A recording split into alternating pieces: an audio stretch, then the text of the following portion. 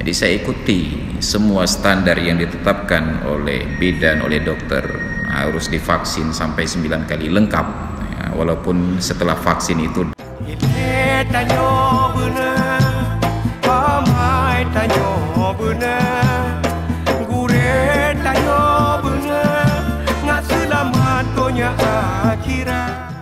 maka nikmat yang Allah berikan kepada kita salah satunya adalah rasa ingin tahu. Disitulah peranan dan tanggung jawab orang tua untuk memberikan arahan kepada anak apa yang perlu dia ketahui, dan rasa ingin tahu itu harus terjawab. Makanya dalam persoalan akidah, anak-anak sangat dipengaruhi oleh lingkungan, sangat. Tetapi lingkungan bukanlah segala-galanya. Kalaulah lingkungan segala-galanya, sepatutnya Nabi Musa menjadi kafir karena dibesarkan di dalam istana seorang yang mengaku diri sebagai Tuhan. Tetapi karena ada hidayah Allah, Allah jadikan Musa sebagai seorang rasul. Fa Musa alladhi rabbahu Jibrilu kafar wa Musa alladhi rabbahu Fir'aunu mursal. Musa yang dididik oleh Jibril menjadi kufur. Kita sering menyebutnya dengan nama Samiri, Musa Samiri. Wa Musa alladhi rabbahu Fir'aunu mursal. Sedangkan Musa yang dididik oleh Fir'aun justru menjadi seorang rasul, diutus oleh Allah. Maka itu pula dalam pepatah Aceh disebutkan, menyagat tak berlaku boh labu jaga asokaya. Biasanya asokaya itu dari telur, tapi ternyata dari boh labu jaga asokaya. Itu asokaya yang murah meriah. Tapi menyahan agat tak berlaku anak tengku jet ke belaga. Bayangkan anak tengku jet ke belaga, itu sangat rusak. Padahal ayahnya tengku. Ulama mendidik anak lain berhasil, tapi saking sibuknya mendidik anak orang lain sampai nggak sempat mendidik anak sendiri. Maka itu ilustrasi dari orang tua kita di masa lalu. Maka rasa ingin tahu itu adalah berkah. Maka sungguh musibah apabila rasa ingin tahu itu hilang. Jadi ada sebuah kondisi yang saya alami. Alhamdulillah Allah berikan rezeki, ada 4 orang anak sebagai bahan eksperimen. Anak yang sulung lahir 25 Agustus 2006. Jadi saya ikuti semua standar yang ditetapkan oleh bidan, oleh dokter. Harus divaksin sampai 9 kali lengkap ya, walaupun setelah vaksin itu demam, ikutan begadang jaga malam. Divaksin lagi ikuti lengkap 9 kali vaksin. Anak yang kedua lahir 5 tahun berikutnya, 22 Januari 2011, perempuan. Ikuti semua standar vaksin ya. Tapi anehnya ketika tiba giliran kena cacar juga, makan yang vaksin cacar juga. Lahir anak yang ketiga, laki-laki, 5 Maret 2016, 55 tahun sekali. Karena saya setiap akan lahir anak harus lihat siapa presidennya, setelah presiden ya. Lahir 2016 laki-laki. Tidak saya ikuti vaksin itu sama sekali. Begitu pula anak yang keempat sekarang, lahir 2020, 29 Februari kemarin. Seharusnya 2021, tapi dia percepat. Yang saya perhatikan, ada perbedaan rasa ingin tahunya. Yang pertama yang lengkap vaksinnya, dalam bahasa Inggris disebut seid. Dilasaknya itu bisa terkontrol. Jadi tidak ada barang yang pecah di rumah ketika 2 orang anak itu dalam proses mengikuti kehidupannya. Tapi anak yang ketiga ini luar biasa, rasa ingin tahunya semua dibuat eksperimen. Tadi sore baru saja ibunya marah-marah, dipesan kue agak enak sedikit ya, rasa keju itu. Tiba-tiba dibuat eksperimen, dalam toples yang besar itu dia tuang air dari rapuh kencik lembek aja. Ternyata eksperimennya itu berhasil, tidak ada yang makan lagi. Ini kasus yang tidak pernah terjadi pada 2 orang anak sebelumnya. Maka ternyata benar, ketika terlalu sering kita vaksin, ada proses menjadi seid. Jadi naturalnya itu berbeda.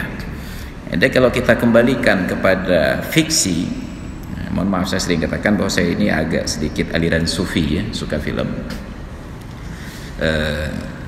Ketika di sebuah planet diuji coba bahwa semua bayi yang lahir itu direncanakan, kalau ini akan jadi prajurit maka dia divaksin untuk menjadi prajurit, kalau ini akan menjadi saudagar, oke, divaksin menjadi saudagar. Jadi anak-anak itu tumbuh sesuai dengan perencanaan yang sebelumnya. Lalu oleh seorang yang paling ahli di bidang teknologi rekayasa genetik itu membiarkan anaknya lahir satu orang saja dengan keinginan yang bebas, tidak ditentukan dia jadi apa, dan ternyata itu yang paling hebat. Maka muncullah namanya Superman. Itu fiksi, tapi menjelaskan kepada kita bahwa sesuatu yang terjadi secara natural itu lebih kuat daripada sesuatu yang diproses secara genetika. Kenapa? Karena genetika itu ada intervensi manusia di dalamnya, sedangkan yang natural itu murni kehendak Allah Subhanahu wa taala. Maka kehendak Allah itu jauh lebih hebat daripada semua yang dirancang oleh makhluk. Jadi ketika terjadi perdebatan tentang teori evolusi, bahkan belum ada seorang pakar teori evolusi yang sanggup menjawab, tunjukkan sebuah proses evolusi yang sudah berhasil di dunia ini selain dari yang terjadi secara alami. Tunjukkan satu bukti bahwa ada proses evolusi yang diintervensi oleh manusia yang berhasil di dunia ini. Maka kita melihat jagung yang tumbuh alami mungkin tidak terlalu manis, tapi alhamdulillah. Tapi ketika jagung itu diintervensi oleh vaksin-vaksin manusia, muncullah jagung yang sangat manis. Tapi kemudian orang menggugat, ternyata jagung dari hasil vaksinasi tersebut, dari teknologi-teknologi tersebut membawa racun. Maka apapun intervensi manusia akan merusak alam, biarkan dia berjalan begitu saja. Maka rasa ingin tahu, pada manusia ditanamkan rasa ingin tahu tersebut. Orang tuanya lah yang paling menentukan ke arah mana anak ini akan berjalan. Fa'abawahu yuhawwidanihi aw yunassiranihi aw yumajjisanihi. Ayah dan ibunya lah yang sangat berpotensi menjadikan dia Yahudi, menjadikan dia Nasrani, atau menjadikan dia Majusi. Walaupun ayahnya tengku, walaupun ayahnya itu orang alim, tetapi ketika ayahnya tidak mendidik dia untuk rasa ingin tahu dan gemar untuk beribadah kepada Allah, maka anak tersebut akan menjalani, akan mencari jawaban di luar yang tidak diberikan oleh orang tuanya. Maka luar biasanya pendidikan Islam menjadikan interaksi orang tua dan anak tersebut dengan bahasa-bahasa yang indah sekali. Wa sahibhuma fid dunya ma'rufa.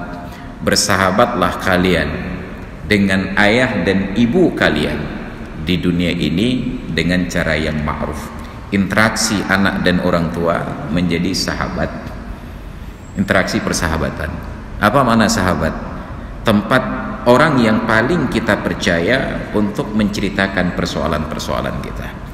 Anak punya masalah, dia mampu untuk bercerita pada ayah dan ibunya, dan itu tidak terjadi sembarangan. Ada proses sebelumnya sehingga anak merasa nyaman untuk curhat pada ayah dan untuk curhat pada ibunya.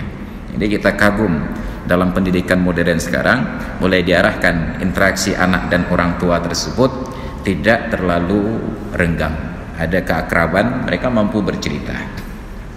Dulu kita dididik oleh alam, ada bahasa sederhana yang salah dipahami.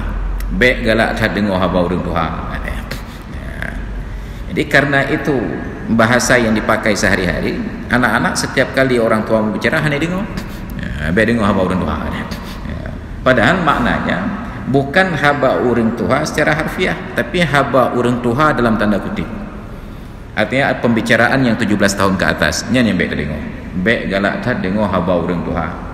Tapi anak-anak memahaminya secara harfiah karena mereka tidak paham majaz, balaghah dan lain sebagainya. Tasbih itu enggak paham mereka. Mereka pahami secara harfiah. Asal orang tua ngomong mereka enggak mau dengar. Kan hanya dengar haba urang Tuhan. Be dengar haba urang Tuhan. Padahal mulai dari di belakang ha itu sudah ada tanda kutip. Haba urang Tuhan. Di belakang a satu tanda kutip. Haba urang Tuhan itu adalah haba khusus. kalimat-kalimat yang hanya boleh didiskusikan di lingkungan orang tua, tapi tidak pernah diajarkan. Jadi kita pahamilah secara harfiahnya hawa urang doa aja dengar. Akhirnya setiap orang tua bicara, anak-anak tidak dengar lagi.